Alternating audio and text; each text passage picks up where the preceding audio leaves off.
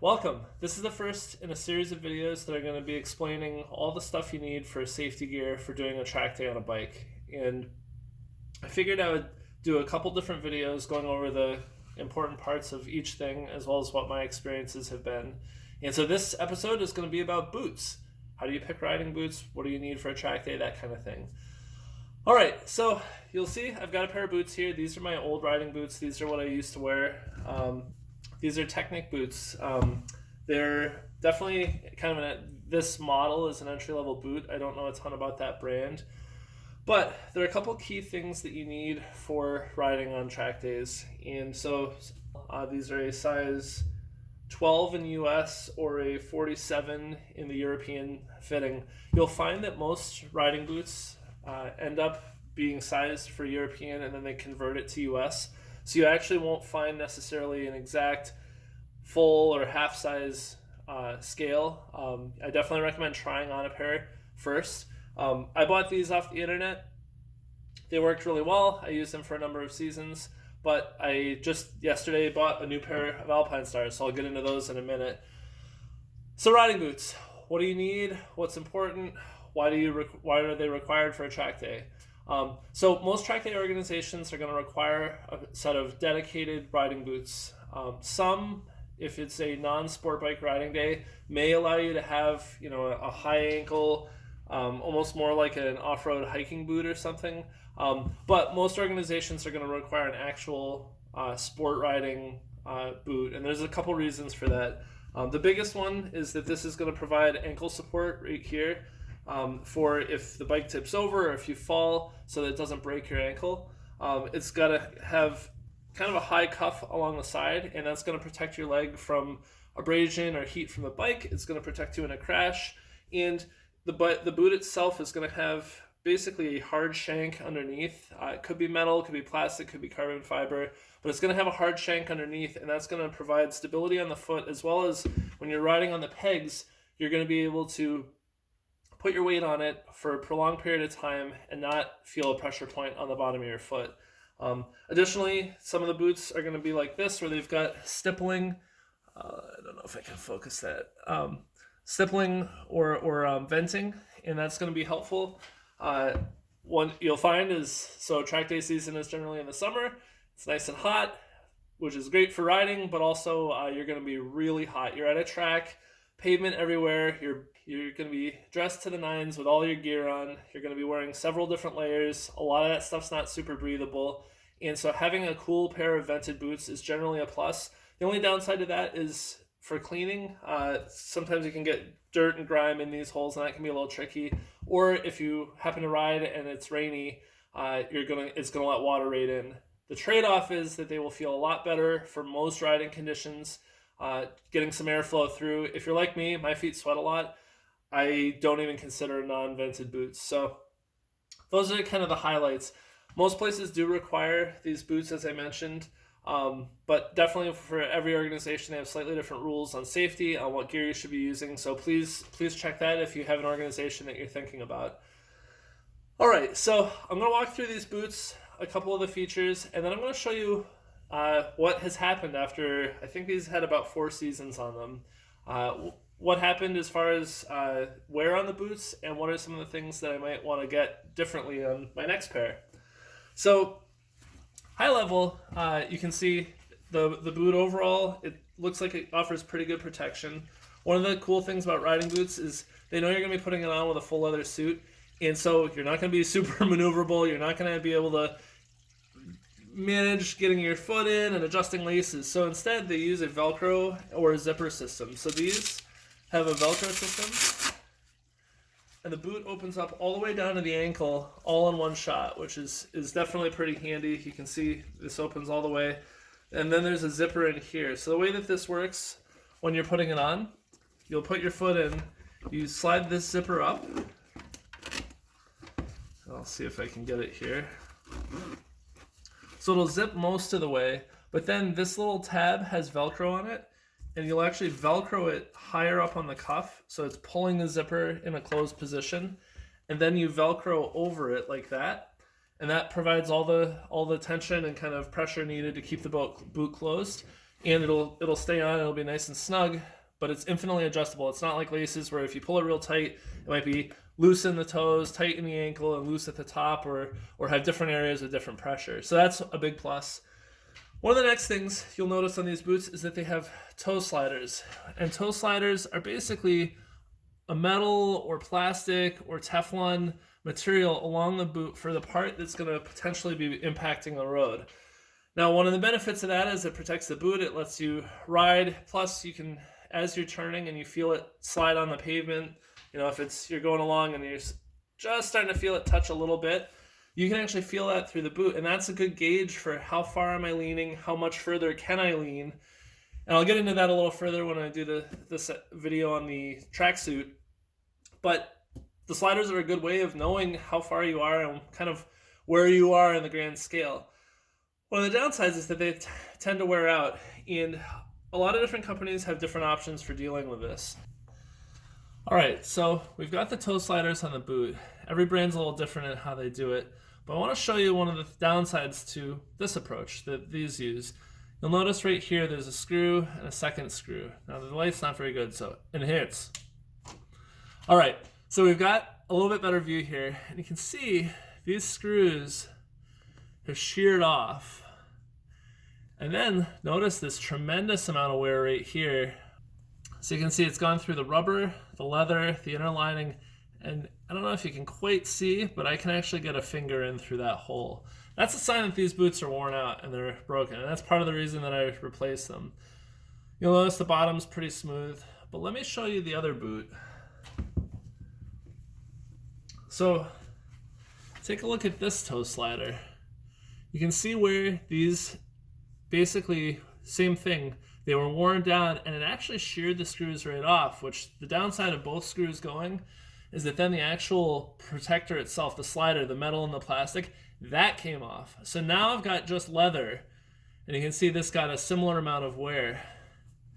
Now you'll notice here on the bottom that there's actually a hole in the bottom in two different places, and that, see this white stuff? I don't know if you can see it, it moves around a little bit. That's actually the plastic shank that's in the bottom of this.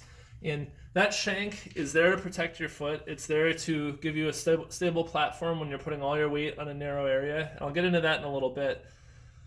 But this one, it outlived its usefulness, and it wore through. I don't think that's a fault of the boots necessarily here. I think it's more that the boots were used for a long period of time in a lot of hard, real aggressive riding positions, and just over time those wore out. So that's probably part of normal use, though I definitely wore these a little longer than I probably should have. Getting back to the toe plate though, the fact that these screws have sheared off means I can't replace this. Normally this metal part and then even this plastic part are replaceable, but if you shear off the screws or you damage them to the point like that, which maybe you can see a little better, when you damage them to that point, you can't take them out. It's literally sheared the head. I don't have a way of, even if I dremeled this and got pliers, I don't think I could get that screw out because it's now fused to the metal of the toe slider. This moves as one now. So that's a downside, that's a problem. Otherwise, these boots have been really good. They're vented, they're comfortable, they offered really good protection. I will say that even with all of the wear and damage on these, I never got a foot injury. I never had any instance where I thought, oh man, I wish I had a different pair of boots on. These have been very good. So I have no complaints about these, and I would recommend them as a good brand as far as maybe a starter boot. Whatever this model is, I think it was about $150. I'm not sure. So the next boots. I bought a set of Alpine Stars, so let's open these up. These are the SMX6. I think this is the 2020 model, and you can see it's similar design. It's got a logo here on the bottom, which is kind of cool. But these are brand new. I got these yesterday. I don't know if you can see, but there's perforation along here and all through this black, which is the venting. These boots are much better vented than the others. These are plastic and sealed all the way up the front, whereas the Alpine Star is all the black that you see there down here. This is all vented. It's just this top part that isn't, which that's actually a shin protector, so that's pretty good. These, very similar. You've got a pad here on the side. This is hard plastic. This will protect you if your ankle hits on something or you fall and the bike pins it against the ground. It'll protect your ankle. It's got the same, high cuff on the top so that your leg is protected, your shins are protected, and it's got a similar Velcro closure system. So if we open this up, you can see there's a zipper in here. Same idea. The zipper slides up, you Velcro it to the side, and then you fold this Velcro over it. Still have the paper inside. So these boots, the big selling point for me, I didn't need anything crazy fancy. I'm not actually racing, at least not at this point, but I wanted just something that looked good, was comfortable, suited my riding ability, fit my foot, and I think the biggest thing was just offered adequate protection and didn't have some of the flaws where it would be impossible to replace a toe guard, for example. One of the benefits of this design, so you'll look and you'll see completely smooth here. So you may be thinking, well, how do you replace this? Well, let me see if I can get the angle right. Oh man. So right here, there's a set screw. It's a single Allen screw, and this is the only screw needed to replace this whole slider on the front. And so what that means is this can all get just worn right down all the way to the base of the boot. You pop out this one screw, the whole thing slides back and then pops off. And that allows you to replace it without worrying about destroying any of the screws or if there were screws up here. So that was actually one of the biggest selling points for me. There are a couple different models, a couple different brands. Everybody's a little different. I tend to wear all Alpine Stars for my riding gear, with the exception of my back protector currently, though that may change. I wear a full Alpine Stars setup, and so I kind of wanted to have the brand matching. That may not matter to most people. It didn't matter with my last boots. But I figured I really liked everything that I've owned from Alpine Stars. I've had no problems with it, so I figured I might as well go with the same brand. But anyway, so these are the new boots. Now I'm going to cover a little bit on how your boots are going to be positioned on the foot pegs and what that riding looks like and why on some of these you see wear in very specific places, and what does that mean? All right, so we've got the bike here, and I've got my boots, and I wanted to show a little bit about riding position. We'll cover a lot more in detail in another video, but for safety gear's perspective, you've got your boot, you've got your foot peg, and most people, when they're riding on the street, they feel like they're riding roughly in this position. They've got their kind of the heel of the boot right here on the peg. They've got their toe such that they can hit the gear shifter anytime that they need to. They can flip it underneath if they need to upshift. They can be on top if they need to downshift. No problem. So track riding's a little bit different. One of the things about track riding is that your foot pegs actually become a piece of leverage on the bike, and they're carrying your weight, and there are a couple different things to consider. One is you're going to be putting your weight much more on your pegs than you are on the seat for the most part while you're riding. Maybe not necessarily on a straightaway, but even then there's some benefit to doing that.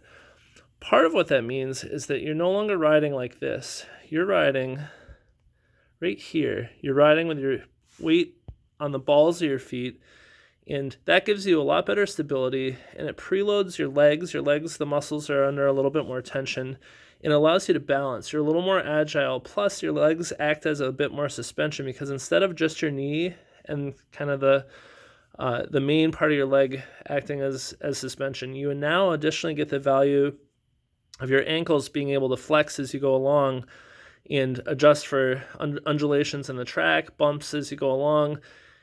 And so as you're riding along on the track, you will slide your foot forward as you need to upshift or downshift, but generally you're going to be roughly on the balls of your feet. Now, one piece of this that may tie in a little bit to the wear that we saw on my boot was when you're turning, you're actually going to pivot your heel inward and let me see if I can get this.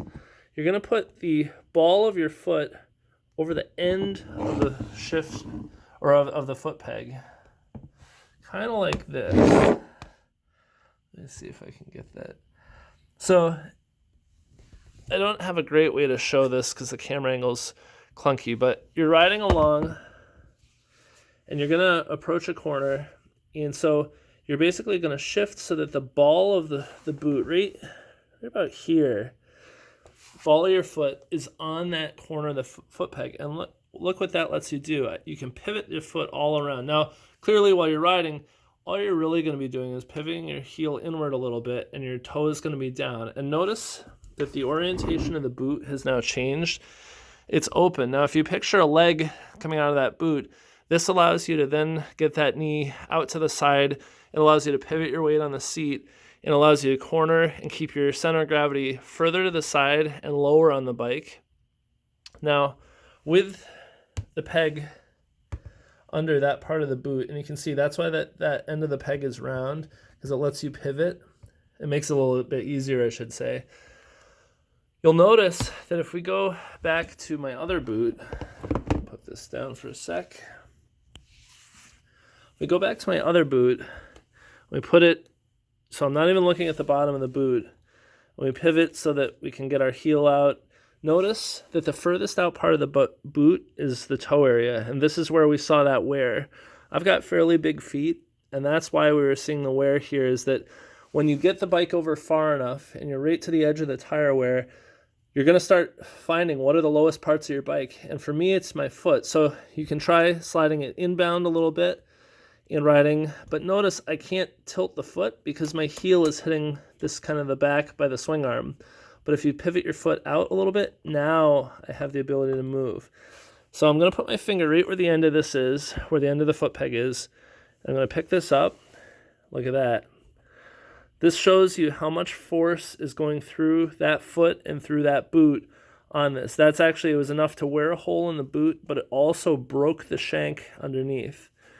Now, I don't know exactly what was happening here, but I do think to an extent, if I'm riding not quite on the balls of my feet, but a little further forward, and it may be from shifting so that I could get my foot onto the shifter above or below. If I put my finger here where the end of the shifter is, notice that's exactly where this shank also broke. So this is broken in multiple places.